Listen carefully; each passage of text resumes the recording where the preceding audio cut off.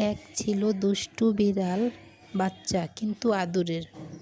নাম তার টুকাই। টুকাই সব সময়ই দৌড়ে দৌড়ে নতুন নতুন জিনিস খুঁজে বের করত। একদিন সে খেলতে খেলতে এত দূর চলে গেল যে নিজের মা বিড়ালকে আর খুঁজে পেল না। চারদিকে অন্ধকার নেমে আসছিল। টুকাই ভয় পেয়ে মিউ মিউ করে ডাকতে লাগলো। ওদিকে মা বিড়ালও তার ছানাটিকে খুঁজে খুঁজে অস্থির। সে টুকাইয়ের ক্ষীণ ডাক শুনে দৌড়ে গেল ঝোপের দিকে। টুকাই মাকে দেখে লাফ দিয়ে তার কোলে উঠে পড়ল। মা বিড়াল আদর করে বলল, আমি তো আছি, ভয় পাবি কেন? সেদিনের পর থেকে টুকাই আর কখনো মায়ের কাছ থেকে বেশি দূরে যায়নি। মা ছানার সেই জড়ানো মুহূর্তটাই ছিল সবচেয়ে সুন্দর মুহূর্ত। এরপর থেকে টুকাই